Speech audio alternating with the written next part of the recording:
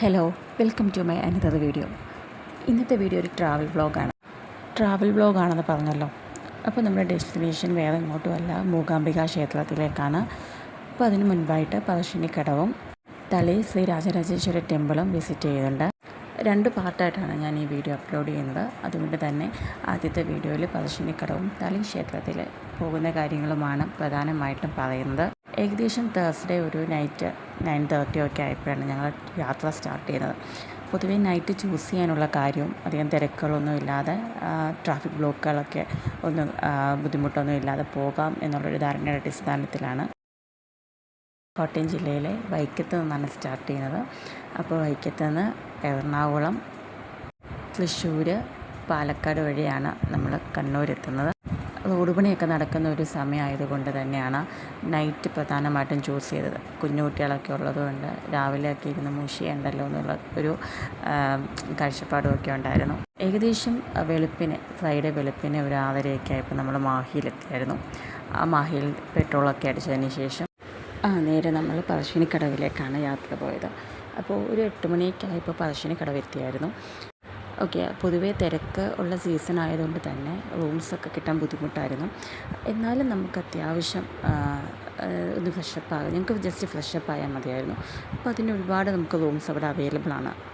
പറശ്ശിനിക്കടവ് അമ്പലത്തിൻ്റെ അടുത്ത് തന്നെ ഒരുപാട് റൂംസ് നമുക്ക് അവൈലബിൾ ആയിട്ടുണ്ട്. നമ്മളെടുത്ത റൂമിൻ്റെ പേരൊന്നും ഞാൻ ഓർക്കുന്നില്ല, കാരണം 8 മണിക്ക് അവിടെ എത്തി റൂം എടുത്തപ്പോഴാണ് അറിയുന്നത് ഏകദേശം ഒരു 8:30 വരെ ഈ മുത്തപ്പൻ വേഷം കെട്ടുന്ന അത് നമുക്ക് കാണാനായിട്ട് സാധിക്കുള്ളൂ.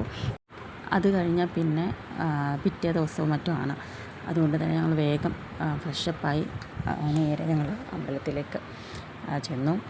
എന്തായാലും ലോഡ്ജിലുള്ളവർ പറഞ്ഞതുപോലെ തന്നെ എന്താ പറയുക, ഭയങ്കര ഒരു ഭാഗ്യമെന്ന് തന്നെ കണക്കാക്കാം. ഞങ്ങൾക്കത് കാണാൻ പറ്റി.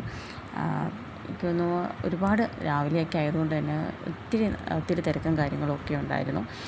എന്തായാലും നന്നായിട്ട് തന്നെ അത് കാണാനും തൊഴാനും ഒക്കെ ഞങ്ങൾക്ക് സാധിച്ചു. ഞങ്ങൾ വിചാരിച്ചു പൊതുവേ വർക്കിംഗ് ഡേ ഒക്കെ ആയതുകൊണ്ട് തിരക്ക് കുറവാണെന്നാണ്, പക്ഷേ നല്ല തിരക്കുണ്ടായിരുന്നു. ഏകദേശം ഞാൻ ഈ വീഡിയോ എടുക്കുന്നതൊരു ഡിസംബർ മാസത്തിലാണ്. അപ്ലോഡ് ചെയ്യാൻ കുറച്ച് വൈകിപ്പോയി. മുത്തപ്പനെയൊക്കെ കണ്ട് തൊഴുത് അതിനുശേഷം ചെറിയൊരു ഷോപ്പിംഗ് ഒക്കെ നടത്തി ഞങ്ങൾ നേരെ അവിടുന്ന് യാത്ര തിരിച്ചു. അവിടെ അടുത്ത് തന്നെ ബ്രേക്ക്ഫാസ്റ്റൊക്കെ കഴിച്ചിട്ടാണ് യാത്ര തിരിക്കുന്നത്. നേരെ യാത്ര തിരിച്ചിട്ട് ഞങ്ങൾ വരുന്നത് തളി ശ്രീ രാജരാജേശ്വരി ടെമ്പിളാണ്. ഭയങ്കര പീസ്ഫുള്ളായി, ഭയങ്കര ഒരു എന്താ പറയുക, ഭയങ്കര ഒരു പ്രത്യേക ഒരു ഫീലാണ് അവിടെ. എല്ലാവർക്കും അറിയാവുന്നതുപോലെ മഹാദേവനാണ് ഇവിടുത്തെ പ്രതിഷ്ഠ.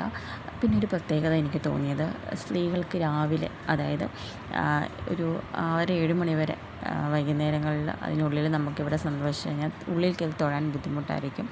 എന്നാൽ പുറത്ത് നമുക്ക് നിൽക്കാം, കാരണം കൊടിമര ചുവട്ടിൽ മുട്ടുകുത്തി നിന്ന് കഴിഞ്ഞാൽ നമുക്ക് അകത്തിരിക്കുന്ന ഭഗവാനെ നന്നായിട്ട് കാണാൻ സാധിക്കും. ഞങ്ങൾ അങ്ങനെയാണ് ചെയ്തത്. പക്ഷേ ഈവനിങ്ങിലാണെങ്കിൽ നമുക്ക് നന്നായിട്ട് തൊഴാൻ പറ്റും, ഉള്ളിൽ കയറാൻ സാധിക്കും. അതെന്താണെന്ന് എനിക്കറിയില്ല. അവിടെയുള്ളൊരു ചേട്ടൻ്റെ അടുത്ത് ചോദിച്ചപ്പോഴും പുള്ളിക്കാരനും എനിക്ക് കൃത്യമായിട്ടുള്ളൊരു ഉത്തരം തന്നില്ല. അതുകൊണ്ട് തന്നെ അത്യാവശ്യം കുറച്ച് സമയം ഞങ്ങൾക്ക് അവിടെ സ്പെൻഡ് ചെയ്യാൻ സാധിച്ചു. അതുകൂടാതെ തന്നെ അന്നദാനം 12 മണിയൊക്കെ കഴിഞ്ഞപ്പോൾ അന്നദാനം ഉണ്ടായിരുന്നു. നല്ലൊരു എന്താ പറയുക, ഒരു ഭയങ്കര ഒരു ഭാഗ്യം പോലെ തന്നെ അന്നദാനമൊക്കെ അവിടുന്ന് കഴിക്കാൻ പറ്റി.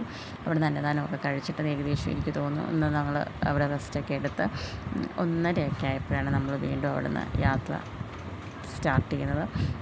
അപ്പം അടുത്ത നമ്മുടെ ഡെസ്റ്റിനേഷൻ ഉടുപ്പിയിലേക്കാണ്. അപ്പോൾ ഏകദേശം ഒരു 6 മണിയൊക്കെ ആകുമ്പോൾ ഉടുപ്പിയിലെത്തും എന്നുള്ളൊരു ദീർഘവീക്ഷണത്തിൻ്റെ അടിസ്ഥാനത്തിൽ ഞങ്ങൾ യാത്ര തിരിച്ചു. ഏകദേശം 6 മണി 6:30 ആയപ്പോഴാണ് ഞങ്ങൾ ഉടുപ്പിയിൽ എത്തിച്ചേർന്നത്. അപ്പോൾ ഇനി പാർട്ട് 2 ആയിട്ട് ഉടുപ്പിയിലെ വിശേഷങ്ങളും മൂകാംബിക ക്ഷേത്രത്തിലെ വിശേഷങ്ങളുമായിട്ട് കാണാം.